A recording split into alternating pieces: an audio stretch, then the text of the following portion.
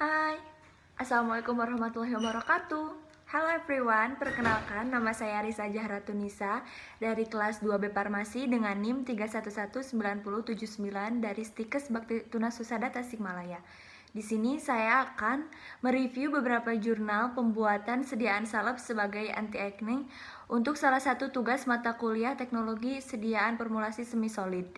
Langsung saja yuk kita bahas. Untuk jurnal yang pertama, yakni pembuatan salep anti jerawat dari ekstrak rimpang temulawak, Curcuma santorizarop. Untuk penulisnya, halamannya, jurnalnya, tahunnya akan saya tampilkan di layar. Kemudian untuk jurnal yang kedua, yakni formulasi dan evaluasi fisik salep anti jerawat, ekstrak etanol 96% daun papaya, Carica papaya L terhadap bakteri Propionibacterium acnes. Kemudian untuk jurnal yang ketiga, yakni uji stabilitas fisik sediaan salep ekstrak etanol daun nangka Artocarpus heterophyllus Lam. Untuk jurnal yang keempat, yakni optimasi sediaan salep yang mengandung eugenol dari isolasi minyak cengkeh Eugenia carophyllatatum. Kemudian untuk jurnal yang terakhir, jurnal yang kelima, yakni formulasi sediaan salep ekstrak daun salam Syzygium polyanthum sebagai antibakteri Staphylococcus aureus. Langsung saja kita membahas langsung ke jurnal yang pertama, bagaimana cara proses pembuatan salep itu sendiri, kemudian pembahasan serta kesimpulannya. Yuk. Untuk jurnal yang pertama, yakni pembuatan salep anti jerawat dari ekstrak rimpang temulawak Curcuma cantorizarop, di mana zat aktif untuk pembuatan salep ini adalah kurkuma. Kurkuma ini di dalamnya mengandung praksipati, kurkuminoid, dan juga minyak atsiri. Untuk kurkuminoid sendiri dipercaya sebagai penangkal racun serta radikal-radikal bebas dan memiliki antioksidan menurut Yasni tahun 1998.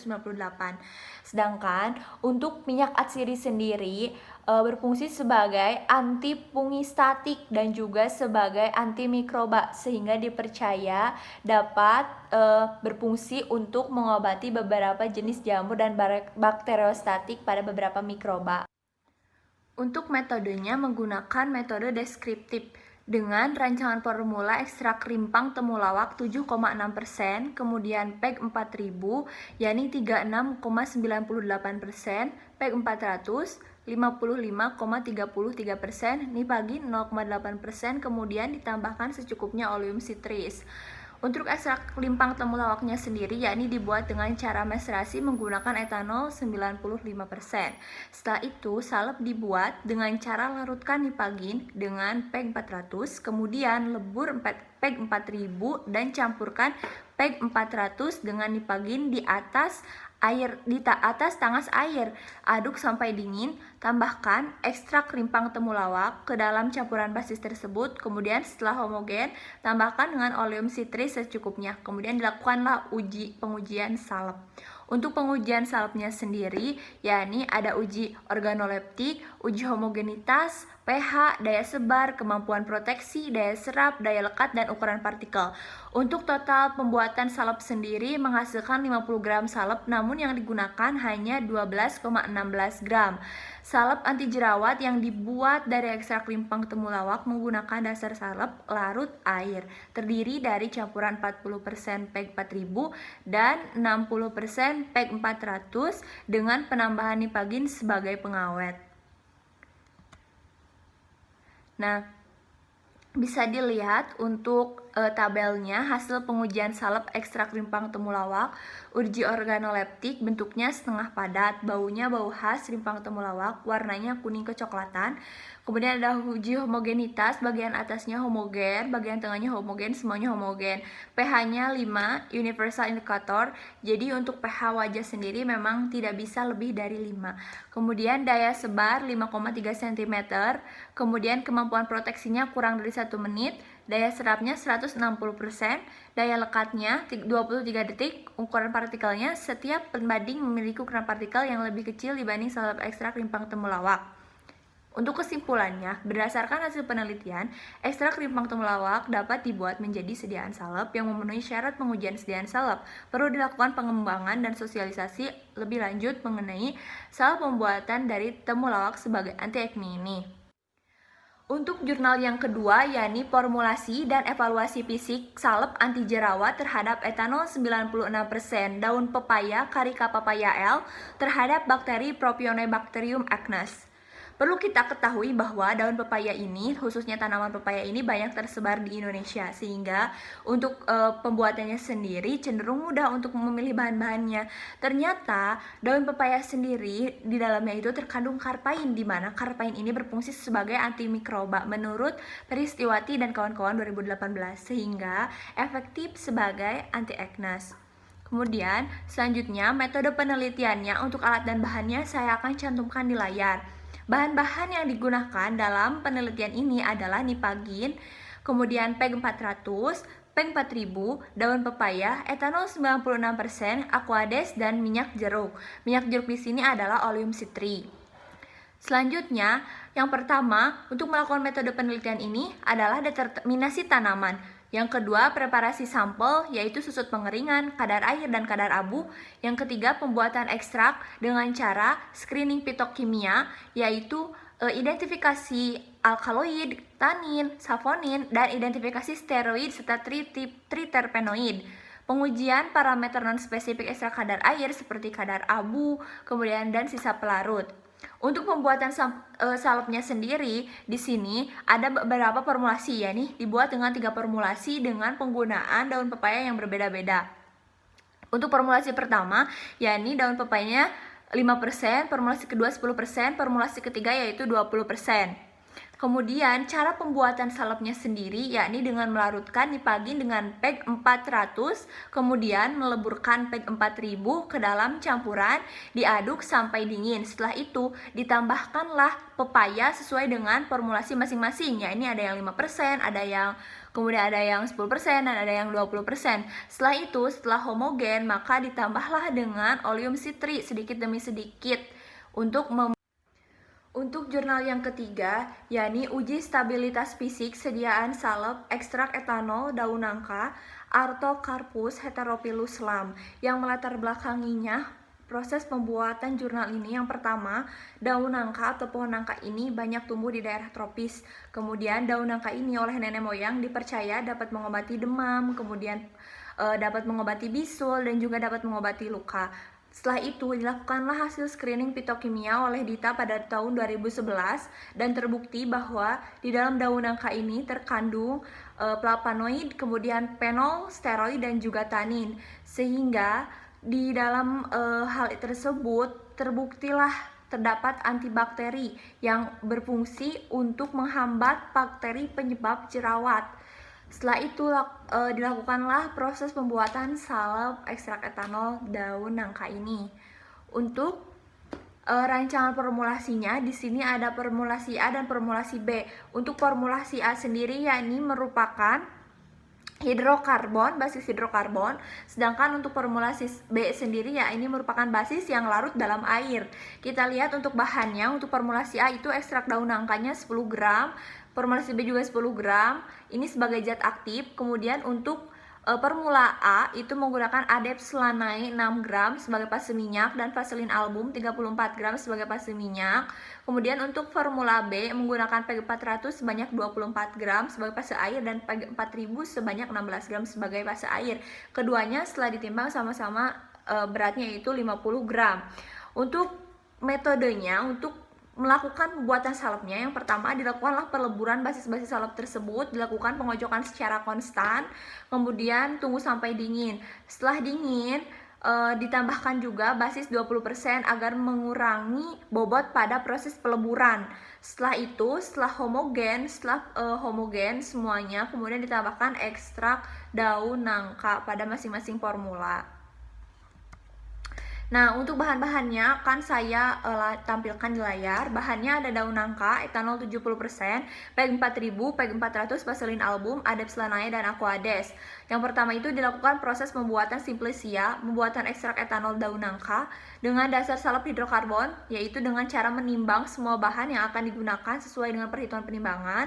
Salep dibuat dengan meleburkan Vaselin Album dan Adeps Lanai sampai homogen. Setelah basis salep melebur sempurna, pindahkan basis ke dalam lumpang dan tambahkan ditambahkan ekstrak daun nangka sedikit demi sedikit, lalu dicampur hingga homogen dan dimasukkan ke dalam pot salep. Kemudian untuk dasar salep larut air, yaitu untuk formula B dengan cara menimbang semua bahan. Kemudian salep dibuat dengan melaburkan PEG 4000 dan PEG 400 pada suhu 770 derajat Celcius sampai homogen dan didinginkan. Setelah itu pindahkan basis salep ke dalam lumpang dan tambahkan ekstrak daun nangka ke dalam campuran basis tersebut, lalu campur homogen dan masukkan ke dalam wadah pot salep.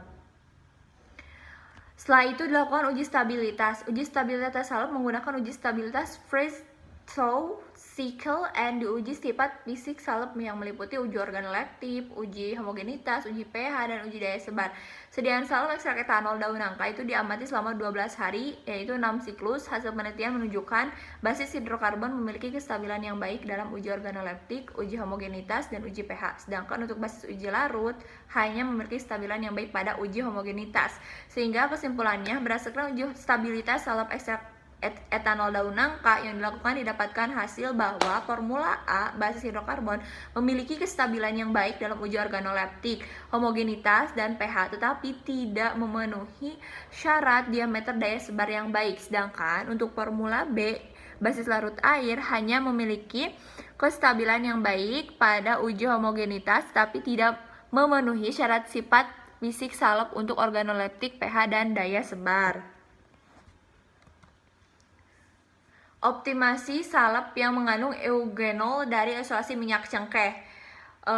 Optimasi merupakan usaha yang dilakukan untuk memperoleh hasil akhir yang lebih baik. Senyawa eugenol merupakan komponen utama yang terkandung dalam minyak cengkeh, yaitu Eugenia caryophyta tam dengan kandungan mencapai 70% sampai 96%. Senyawa eugenol itu mempunyai aktivitas farmakologi sebagai analgesik, relaksan otot, antiinflamasi, antimikroba, antiviral, antifungal, antiseptik, antiparmodik, antiemetik, stimulan, dan anestetik lokal. Untuk prosedur penelitiannya, yakni proses isolasi eugenol dari minyak cengkeh, yaitu sebanyak 10 ml minyak cengkeh ditambahkan dengan KOH 1, normalitasnya 1, kemudian dikocok selama 5 menit, kemudian dipanaskan di atas water bath selama 10 menit, dilakukan pengocokan kembali selama 5 menit. Ditambahkan KOH, diedge basah, dikocok selama 5 menit, kemudian diekstraksi dengan 30 ml, fase air ditambah dengan H2SO4. 1 normalitas died netral, ekstraksi dengan 3 kali 10 ml. Dilakukan penguapan sampai fase ether habis, tidak ada bau ether dan gemu udara. Untuk proses pembuatan salepnya, yakni mentol dimasukkan ke dalam mortir, ditambah dengan spiritus portior 3 tetes gerus ed larut, kemudian lemak bulu dimasukkan ke dalam mortar sedikit demi sedikit, kemudian diaduk sampai tercampur homogeni, ditambahkan eugenol, dicampur homogen, dan dimasukkan ke dalam pot salep. Evaluasi fisika sediaan salep meliputi organoleptis, pH, homogenitas, daya lekat, daya sebar, dan daya proteksi. Untuk hasilnya, hasil dari analisis data untuk organoleptis dari kedua kadar menunjukkan hasil yang sama kecuali warna sediaan untuk 2% kuning keputihan dan 5% yaitu kuning kecoklatan. Hasil uji pH jadi dibuat untuk minyak cengkehnya ini ada yang 2% dan ada yang 5%. Hasil uji pH untuk semua sediaan menunjukkan nilai yang sama yaitu 5. Hasil uji homogenitas untuk semua sediaan sama yaitu homogen.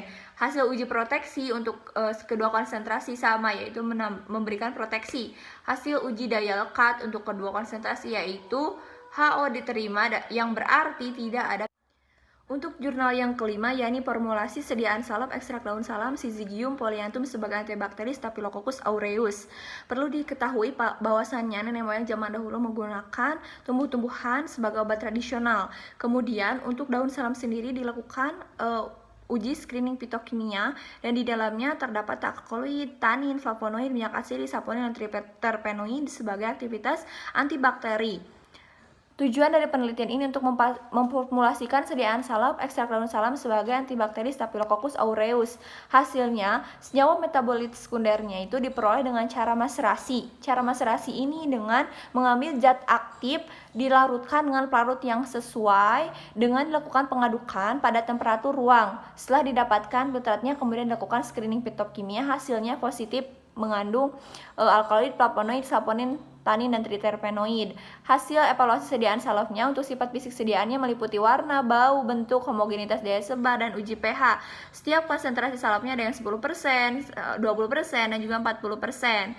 Metodenya yaitu tempat dan waktu penelitian, alat dan bahan. Saya akan cantumkan di layar. Kemudian ada jenis penelitiannya menggunakan RAL, pengambilan penyiapan sampel, ekstraksi, screening fitokimia, dan proses pembuatan salep dengan ekstrak daun salam. Yang pertama itu adalah menimbang ekstrak daun salam dengan menggunakan timbangan analitik.